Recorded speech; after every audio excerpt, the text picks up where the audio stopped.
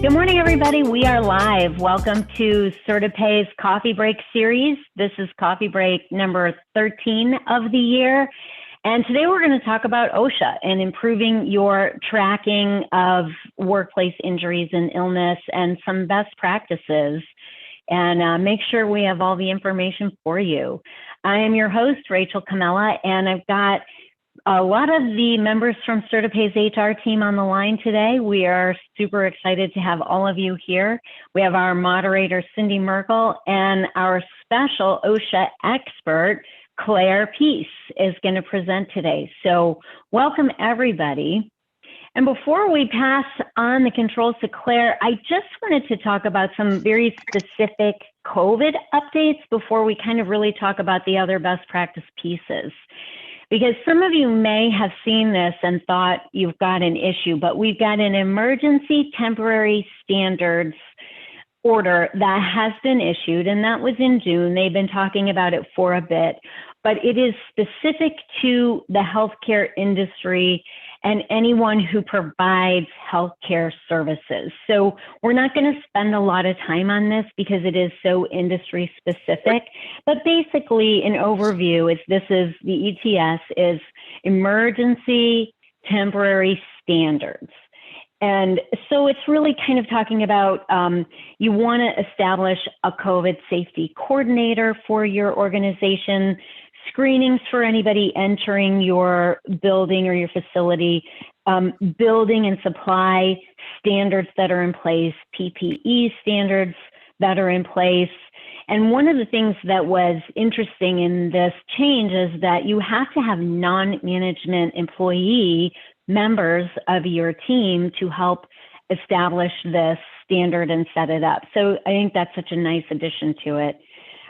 Cleaning protocols that are standardized, ventilation protocols that are standardized for your facility, and then of course trainings and notifications. So if you have seen these new updates that are required, it is specific to the healthcare industry, and you can actually find a beautiful plan template on the DOL's OSHA page. So if you think this applies to you, go to the DOL's website on the OSHA page and you can get a template of how to set up these standards. So don't panic about it. The information is there and it is very specific to healthcare. And then the other thing that is the main thing to remember is the general duties clause. I know Claire's going to talk all about it. And these things are in place. This hasn't changed much.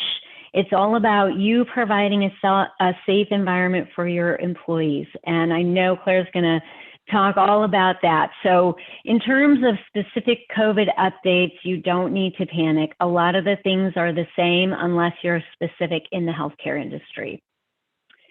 Makes sense? All right, I am going to pass control over to Claire. And all right, Claire, you've got it. All right, good morning, everyone. Good morning. So I don't wake up like this with the hard hat and the glasses. My husband will probably shoot me if I did. But you know, in life, you've got to start with that hat. Whatever hat you're working on in the morning, you have to put on either your safety hat on, or your HR hat on, or your GM hat on. So today I'm going to start off with the OSHA hat, the safety hat on, and your safety glasses, and hopefully my hair will look okay by today. But anyway, and your face mask. We have a lot of safety PPE guidelines under OSHA. We always know that requirements of OSHA. But today I really want to talk about how to improve a lot of the record keeping that you're doing. You know, as partners to many of you, HR partners to many of you, we've come across a lot of scenarios, a lot of problems that you know our clients are asking, and we really want to put together some good processes in place. You know, it's all about the processes, and those processes are important to have because in order for you to really protect your workplace and provide a safe and healthy workplace, like under the general duty clause, it is important for you as the employer to understand what are your responsibilities, not what's OSHA's responsibilities, not what's my responsibility, what's your responsibility as the employer. So I'm going to go talk about a little about improving the tracking of workplace injuries. And everyone can see my screen. Let me see. Everyone can see it. Hopefully you can see all that. If not, raise your hand. We got it. Okay. So first thing, we're going to stop, right? What do we need to stop? We need to stop, think about what you have in place. Do you have good practices in place? Do you have good processes in place? Do you have good policies in place? And then think about those processes, policies, and practices, and what do you deliver to your employees? What is it that you're delivering to them? Think about all of those things. And then most importantly is you have to act upon it.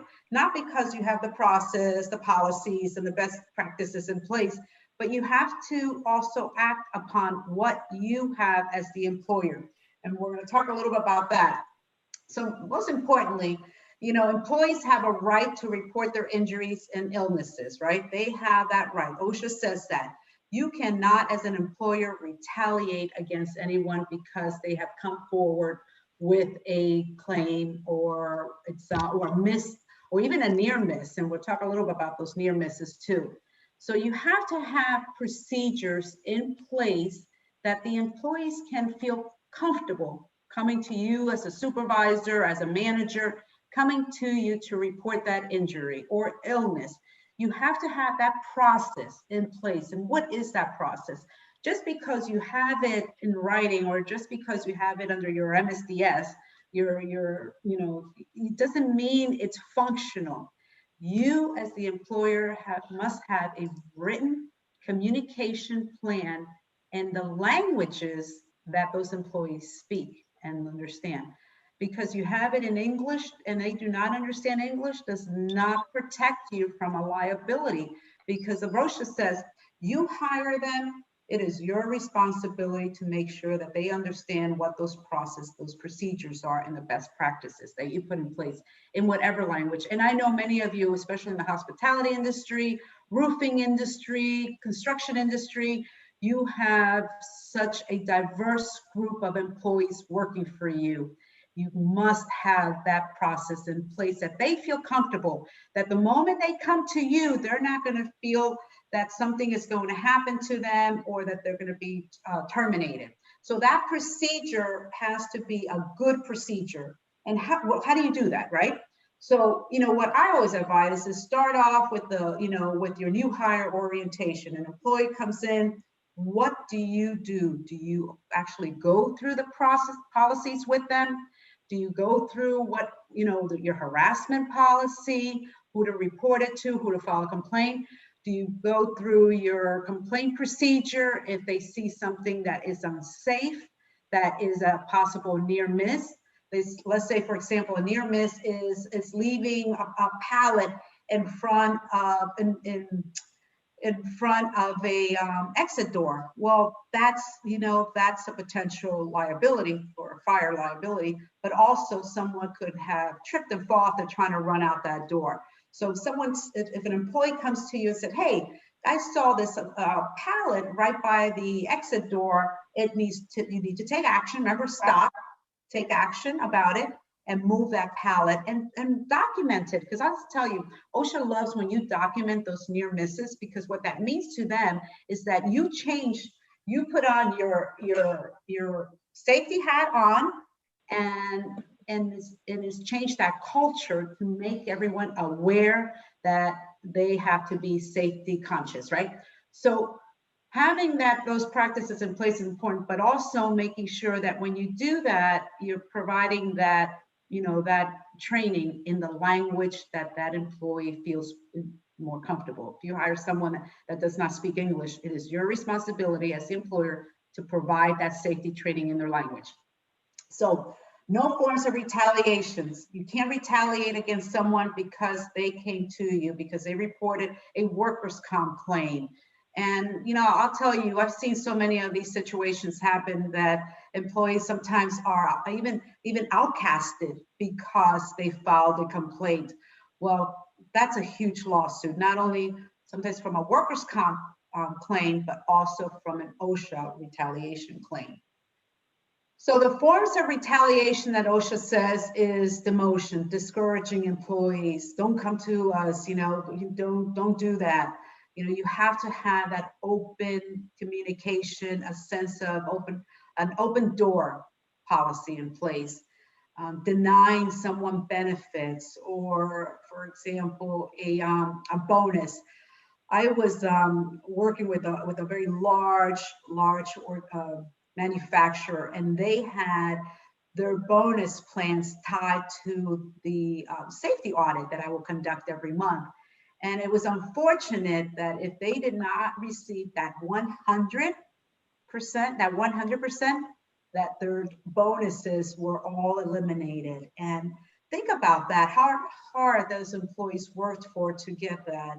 And it was tied to that. So that's just an example of one. There's many other examples. Or let's say assigning points. I know many of you have assigning points to attendance policies. That's okay if you're doing something like that, but assigning points to a safety, to an unsafe act, or to a claim, that is discouraged by OSHA. So be careful about those safety points, using those. Demeaning or embarrassing someone, you know, I see, you know, unfortunately managers do that, supervisors do that. That's as soon as someone files a claim and they lost their, you know, they lost, for example, that bonus plan, that they go after that department or employees and they shame them. And that's not the right thing to do. Or threatening someone as well too. You do not want to threaten someone to when they come to you.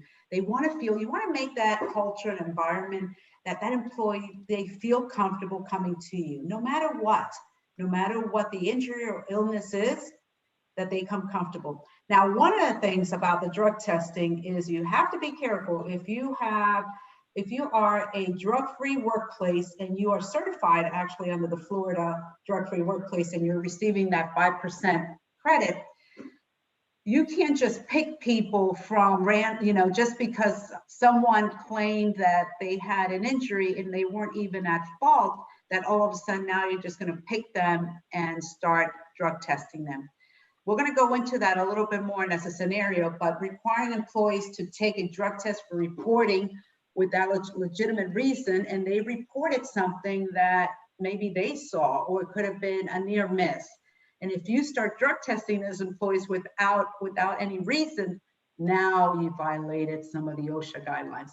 So again, those retaliations, former retaliations, you want to stay away from them. And again, always remember, create a workplace that your employees feel comfortable filing a complaint or a near miss or or an illness or injury. So can you discipline an employee for reporting a work-related injury, right? Well, I'm put out there, no, I hope you know that. However, if an employee, let's talk a little bit about that. If an employee comes to you and they're coming to you and they do something that may not be within the guidelines, we're going to use some of those scenarios, because these scenarios are the ones that we hear as as your HR partners. We hear these things all the time. So I went to the bank, strictly to the bank. Someone can. Hey guys, please remember to mute your phones. Yeah. If you can mute your phone. Wait, Tina, Clarence, can you guys mute your phones for us, please, just to help keep that background noise down? Right. All right, so we're going to talk a little about some scenarios, and this is, these are real scenarios that have happened, and I want you to start putting on that your safety hat on when you start thinking about these situations that occur, and how will you handle it as a leader of that organization? How would you handle the situation? So, for example, the first scenario is employee X is injured when he is stung by a bee at work. And he reports the injury to his employer, right, to his supervisor. His supervisor disciplines the employer for violating a work rule requiring to maintain situational awareness. Well, what is situational awareness? Think about that. Employer only enforces the rule when employees get hurt. So think about the situational awareness. And did the employer violate by disciplining the employer for reporting a bee sting injury? Did the employee violate by disciplining the employee? So remember, I just said requiring employees to maintain situational awareness. Put your safety hat on. What's a situational awareness? And did the employer violate by disciplining employees for reporting?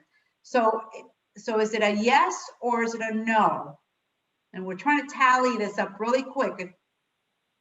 So yeah, you can type it in the chat box. In the chat box. So did the employer violate disciplining? Yes or no? Giving you three seconds, right? We've got a couple of yeses.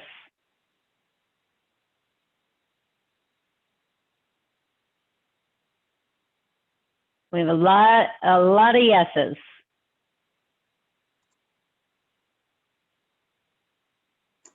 So if you answered yes, this is an example. They call it pretextual disciplinary action. That's what OSHA calls it, pretextual, which is prohibited. Think about that. Think about that. How can you discipline someone for, because they're reporting a bee sting? Did they actually get in front of the bee and want to get stung? I mean, think about that. The bee was in full control of that. So, in this case, although the employer disciplined the employee for violating a work rule, you think about that. What work rule did they violate? Think about that. What work rule did they violate? Now, let's say you're working as a beekeeper, right? And you're supposed to wear all your safety gear and the face mask. Now that's possibly different because now it's an industry and it's a PPE requirement for that employee because they're a bee, keeper. They're a beekeeper. But that's different. Most likely, I don't think that we have any employers here that are beekeepers. However, such vague work rules are partially, susceptible to be a violation, right?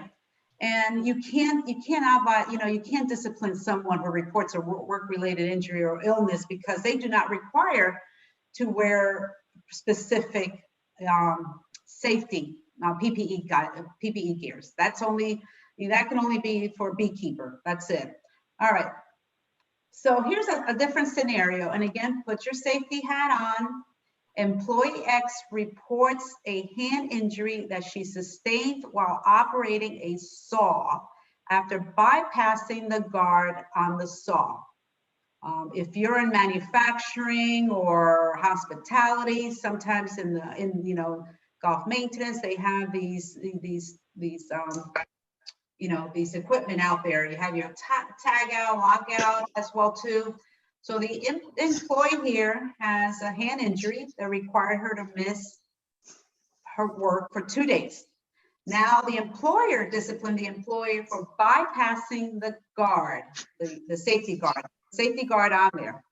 And then the employer here regularly monitors workforce safety rules. They are out there every day checking to make sure that everyone has the PPEs, that everyone is following safety guidelines. They're out there auditing.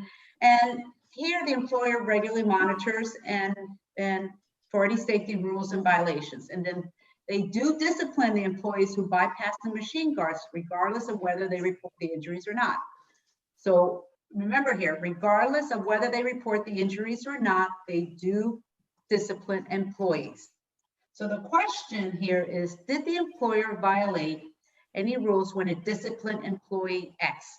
Real quick, you have 3 seconds. Yes or no? Did the employer violate when it disciplined the employee?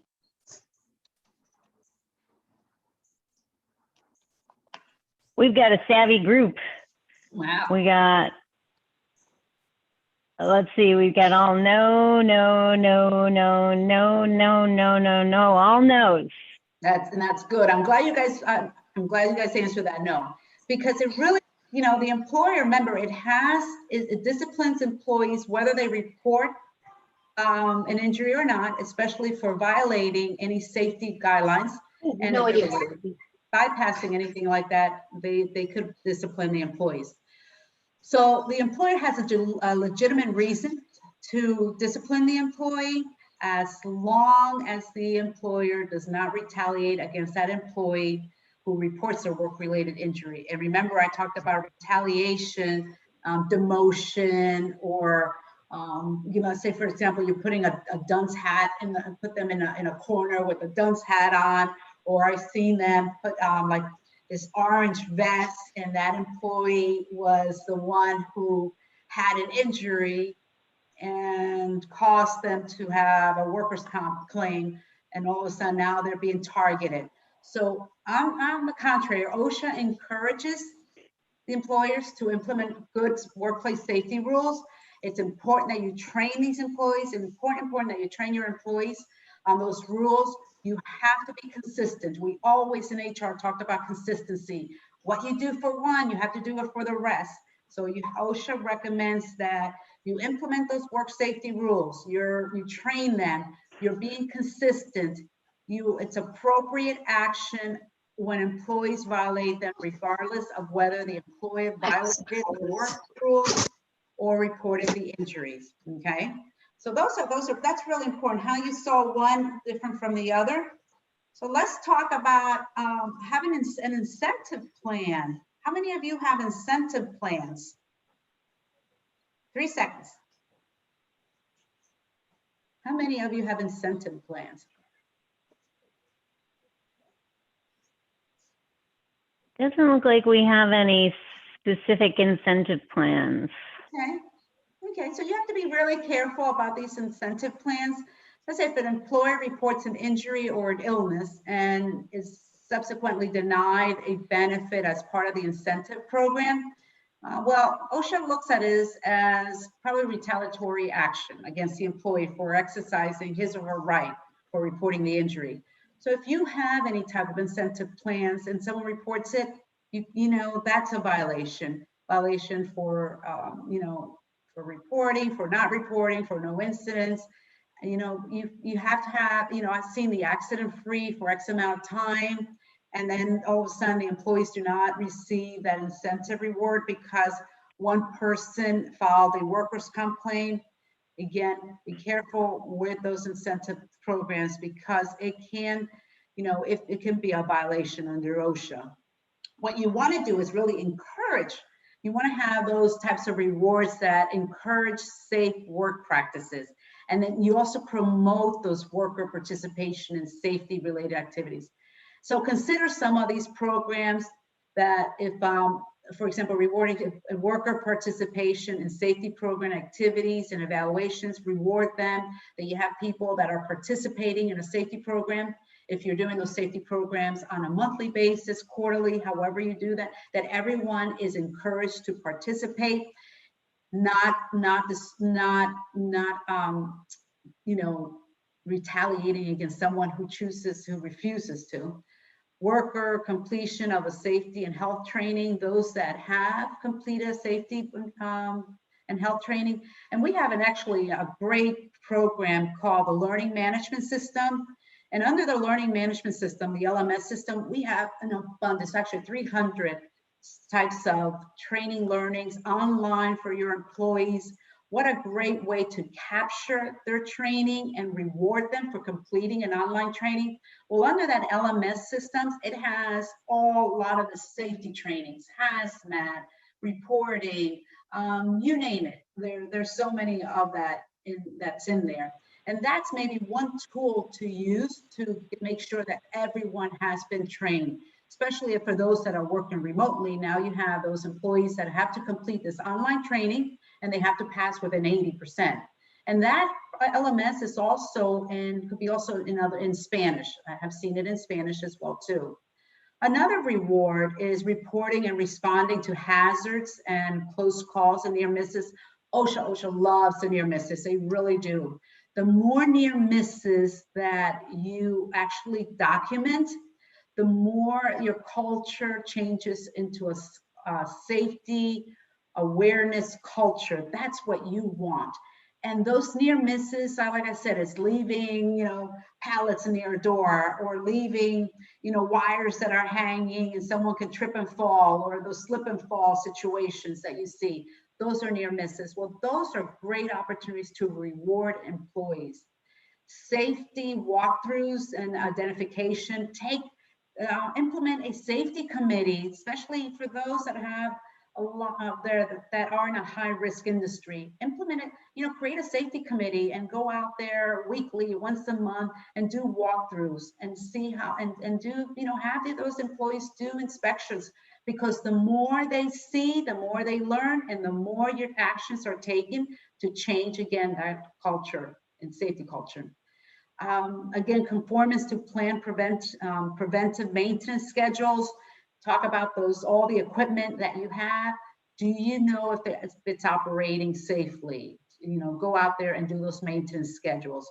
And then compliance with legitimate workplace safety rules.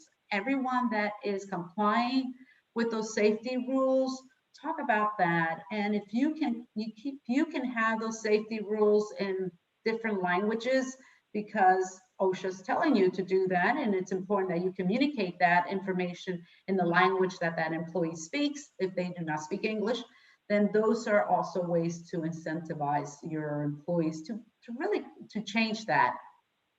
So those, I love the near misses. Those are probably one of the best ones that you can really target on, because it really creates a foundation for your safety awareness. And our LMS system, our learning management system, take a look at that. It really has potentials to really change that workplace environment and really help your organization follow a lot of the safety programs. And safety is not just there. We have a lot of other programs under that LMS, but that's one of the key areas that I really recommend. So another scenario, let's talk about this one. Employer informs its employees that it will hold a substantial cash prize drawing for each work group at the end of each month in which no employee in the work group sustains a lost time injury. Man, I've seen this so many times, and I walk into some of the places doing the safety audit, and I see the number of days that there was no injury. Those are okay. But let's take it a little step further. Employee reports an injury that she sustained while operating a mechanical power press, right? She did not violate any employer safety rules when she sustained the injury. So remember, it was no fault of hers. Could be a mechanical problem, could have been, who knows. Employee's injury required her to miss 2 work days. So we have to put that in under your OSHA logs and your 300, 2 days out. So the employer now cancels all the cash prize drawings for that month because of the employee's work group that she had some lost time. So I have many of you have that. So it's a big poster, and it shows how many days someone has. I mean, how many days no injuries. I mean, those are okay. Those are okay as long as you do not retaliate against those employees in those departments. So the question here, remember that if she was operating mechanical power, she sustained the injury, no fault of her own, she missed 2 days of work, and now the employer canceled all the cash prices for that month. Everyone. Now, did that employer violate when it canceled the cash price drawings for employee X work group because of lost time injury that was sustained by that employee while she was following all the work rules? Did they violate? Real quick. 1, 2. Do, do, do, do, do, do, do. Jamie says yes. Crystal says no. yes. Somebody says no. Oh, Clarence says no. Yeah. No, I haven't said Hi, anything Clarence. West Coast. Hi. I don't know how All to do the no and yes thing with the computer. I don't see any identification for that. That's why I had to verbally chime in. That's okay. It's in the chat box. You find the word chat and you click that, and it'll open up the chat box for you. I love that each one of you have your own, and if we had a little bit more time, I would go more in depth as to the why. Got it. Thank you. Choose that. So it's important to understand that, yes, that is a violation by canceling any substantial cash prize drawing solely because an employee was injured and reported the injury with regard to the circumstances surrounding that injury, right, will likely violate that an OSHA violation. And in this case, the employer actually, here the employer retaliated against the employee by canceling the cash prize. And remember, it was no fault of her own. She was following all the work rules, safety work rules. It was it could have been a mechanical problem, but she followed. Here, the employee was following the work rules. The other scenarios, the employee bypassed the machine, the safety guidelines, but here the employee sustained the injury as no fault of her own in following that. So yes, it is a violation. And this, and again, I've seen it so many times. This type of activity, reporting it really discourages even a lot of other employees from even reporting an injury. And that's not what we want your employees to do. We want your employees to report their injuries, especially as a valid injury. If it's true, they're not falsifying obviously something, because that's also a possible, potential claim against them. But you really want to encourage that they report it, and taking away something that they earned, and just because one of their partners, had an injury and no fault of hers, is a violation. So, OSHA discourages reporting, these types of, putting pressure on the employees or canceling a drawing or anything like that. And again, your employees have been trying to be loyal to you. So keep that in mind. So it is a violation. I, really want to get into following the work rules. And again, and then you still have to put that on your OSHA logs. I talked about the OSHA logs a few months ago, but you also have to, add that to your OSHA logs. So let's talk a little bit about drug testing programs. And many of you have drug testing programs that are in place. You're receiving your 5% credit from your Florida.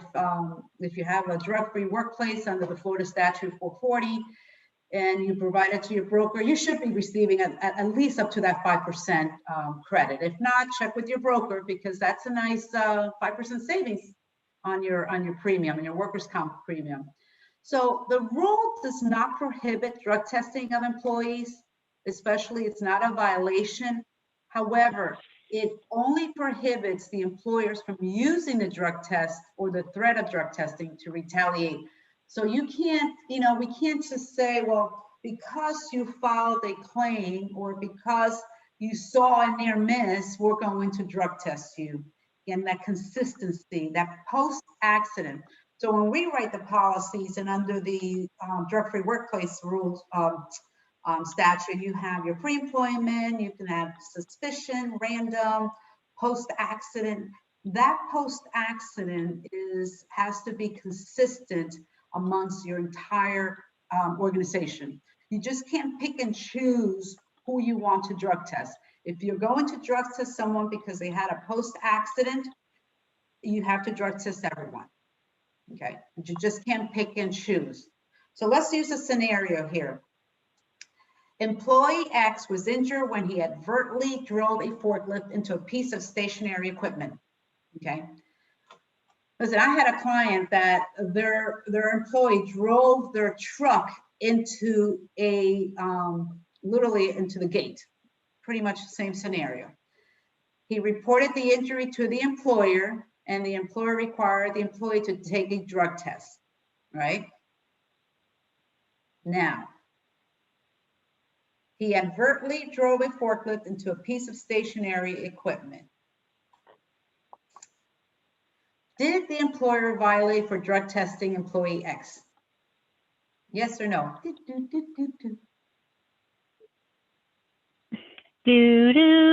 do, do, do, do. All right, we're getting no's. I got some no's rolling in.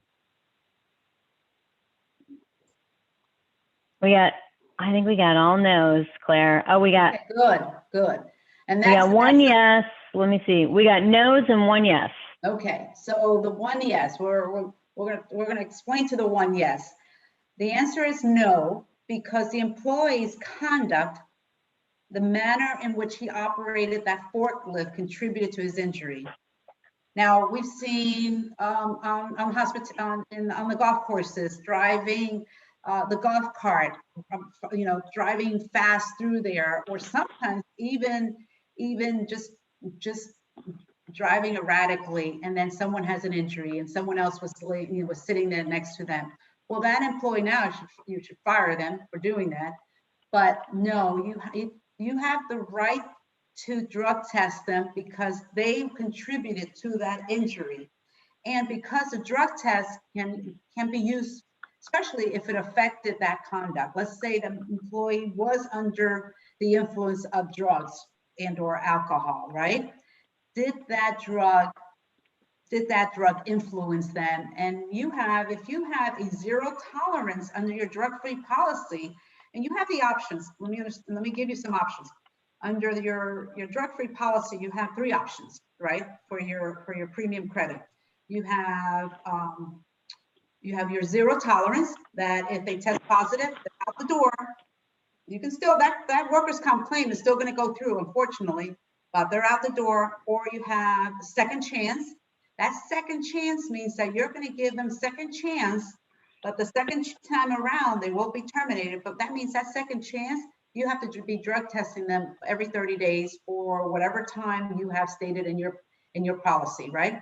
Or you have an EAP program that they can go to get through, go through an EAP program.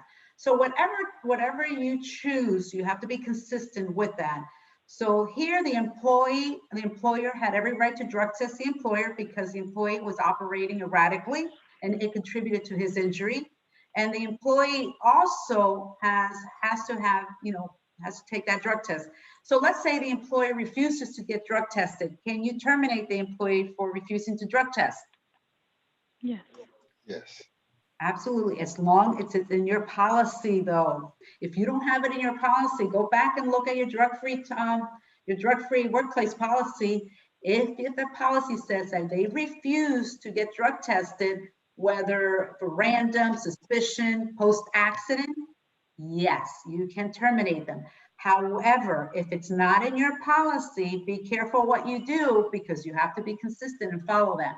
So drug testing an employee who engaged in conduct that caused the injury to that, and that especially that affected was by drug testing, yes, you are not in any way violating that policy.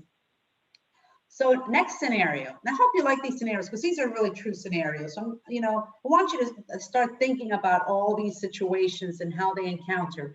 And just because you answered it wrong the first time doesn't mean it's, doesn't mean that anything. It means that you're just learning things a lot more now, right? A lot better.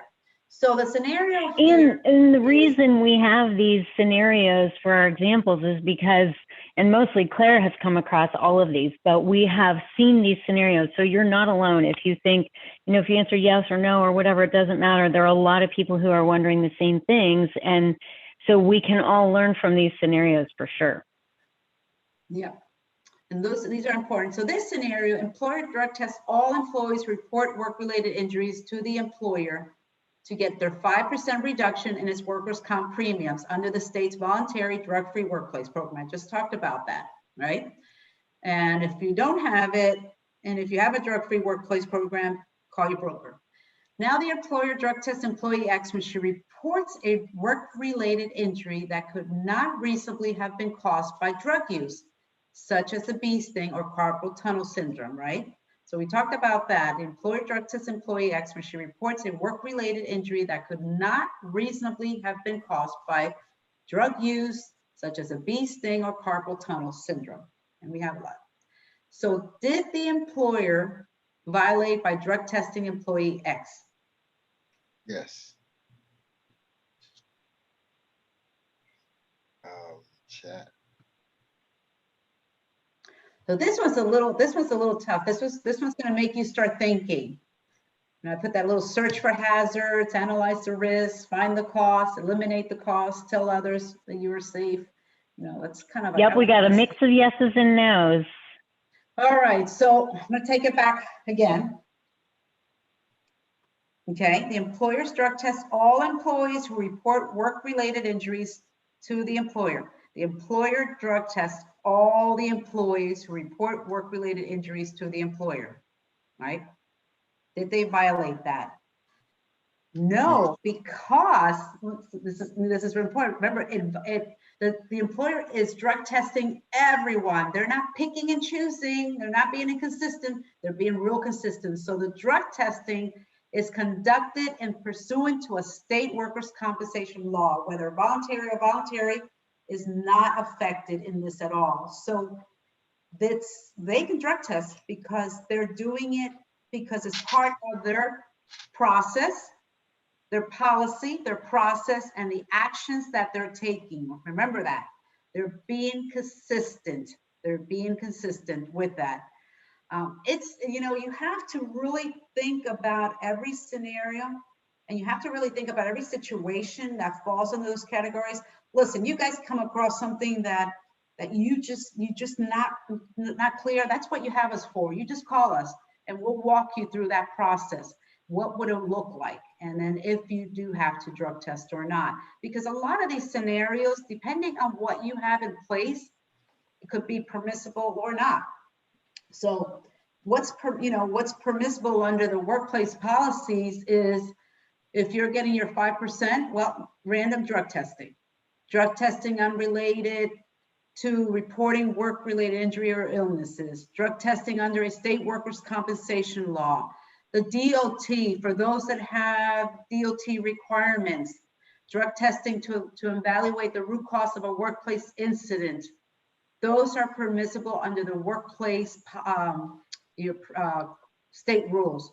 So going back, think about what your policy, your drug-free policy says, and what what's in there, and to make sure that whatever you have, it consistently falls within the guidelines that you're going to follow. No, not picking and choosing. So again, from incentive programs, let's see if you choose to use a drug testing to investigate an incident, always remember that the employer should test all the employees whose conduct could have contributed to the incident, not just the employees who reported the injuries, all the employees. And that happens a lot of times that you have a department now, and you can't just pick that person randomly out of there. And that's that random drug testing. Be careful with that, because if you're choosing to use a drug testing to investigate anything, you have to pick everyone out of that. So incentive programs, these are, again, going back, promoting workplace safe and healthy programs. Take positive actions to report these near misses. Again, I go back to these near misses or hazards and encourage everyone to be involved in a safe and healthy program. Another type of incentive program is rate-based, or focuses on reducing the number of reported injuries or illnesses, right? So these incentive programs, when you put in place, there's a lot of really good ones. And OSHA, if you go into OSHA's website, they have, there's a whole tool in there for these incentive programs that you can evaluate yourself and use. These types of programs, typically you want to reward your employees with a prize or a bonus, or evaluate managers based on their workplace units, lack of injuries. These rate-based incentive programs are also permissible because OSHA says as long as they're not implemented in a manner that discourages reporting, it's good. If the employee takes a negative action against that employee, again, if they withhold the prize or the bonus because of reported injury, OSHA will most likely cite you as well too. And think about that. Now under these new final rules, OSHA, it used to be that OSHA required the employees to report that injury within 30 days. Well, under the final rules now, OSHA says we don't have to wait. If we find that the employer violated a safety program, retaliated against an employee, then they can go in there at any time. There's that 30-day window went out, that 30-day window went out the window, right? Kind of like that. So OSHA can come in, even if the employee doesn't even report it and they find out, they can still come in and investigate. And if they find that you violated any safety guidelines of the OSHA Act, they can fine you for it. So how to improve on these programs really is for you to have good programs and safety programs in place, that you're not retaliating. If you're using a drug-free program, make sure you go back and read your drug-free program. Whenever you have a near miss or reported injury, that you use the forms that have to be completed. You know, those forms that we have under our CertiPay, they're all in there. You don't have to go to OSHA to find those forms. We have them under CertiPay. And if you don't know where to look for them, either client support can help you or we can help you as well too. And those forms are all in there. And especially now under the final rules of the electronic, if you're in a high risk industry, you have to report these electronically using our forms under CertiPay. But everything that happens, even a near miss, document that in there, because let's say that later on, an employee comes back to you 2 weeks later and that injury that they reported didn't seem like it was a big deal to you or them, and they said, no, I'm fine, but let's say their ankle starts hurting because they had a slip and fall, but they weren't feeling it, and a week later they start feeling it. Well, it's important that you fill out that OSHA form and immediately upon the time that they informed you that they had either a near miss or a possible injury, even if they did not want to have go to the physician or MRO or anything like that. So it is important that you do document it, because now you have that information. And I'll tell you, OSHA is out there now with these COVID situations. They have all the COVID things in place that we talked about, we've talked about as well too. So they are out there. They've hired more investigators. And if you go into the website, there's a big sign that says we're hiring investigators. So that's one of the areas they're going out there and conducting investigations. You might be randomly picked for whatever reason, or because an employee has filed a complaint. And if you do not have those OSHA logs in place from the last 5 years, you will have penalties to pay as a result of that. And if you do not have them filled out appropriately, correctly, and you will have penalties to pay as well. So, and anyway, today I want you to take away that it's really important that you must inform each of your employees how he or she is to report a work-related injury. That is done immediately upon hire, and you should be reminding them every time you have a safety meeting that they can come to you without any fear of retaliation. You must provide access to the injury and illness records of your employees and their representatives. So if any employees wants to see a copy of their injury report, they have the right to do so immediately. It's not something that you can discourage them from looking. Matter of fact, they can report you to OSHA for refusing to let them see the OSHA log. They can look at those OSHA logs. Also, you must establish a reasonable procedure for employees to report work-related injuries and illnesses promptly and accurately. A procedure is not, think about this. A procedure is not reasonable if it's going to deter or discourage your employees. Make it a safe, healthy environment that they feel comfortable to come to you, and then you're changing that culture of creating a safe workplace. And the employers are prohibited from discouraging or in any manner, listen to this, discriminating against employees for reporting work-related injuries or illnesses. Any of those retaliations, you can be in violations for it under the OSHA Act, because you want to encourage employees to come to you. You want to improve. How do you improve that? Your tracking is by making sure that your employees feel comfortable coming to you, that they have a safe and healthy workplace, and that they feel that the environment that they're working in is a comfortable environment, right? So that's my takeaways. Hopefully that you can have those takeaways, that you are creating a safe workplace for everyone, that you are providing the best written policies in there for drug testing and for injury reporting, injury and illness reporting, and you have all your forms ready to go when someone reports that.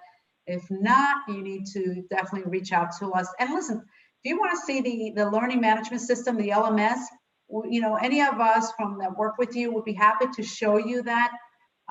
That's, you know, the LMS, because there's so much in there for safety training, and you can incorporate that into your weekly or monthly or quarterly, you know, training programs, and then all your employees can just do it online. No one has to be off of work. They can just do it at the office, or, you know, whenever they're comfortable, whenever you set that up. It's a great tool. I encourage you to look at it.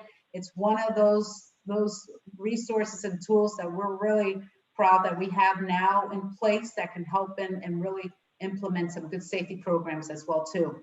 So anyway, I am done. Thank you everyone for listening to me for an hour. I appreciate everyone here, and hopefully you are all staying safe and healthy and maintaining all your CDC guidelines in place as well. Any questions? Hey, Claire, I do have a couple questions here, and they're connected to what reporting is necessary for COVID cases and vaccinations. So we had a whole program on this not too long ago, right?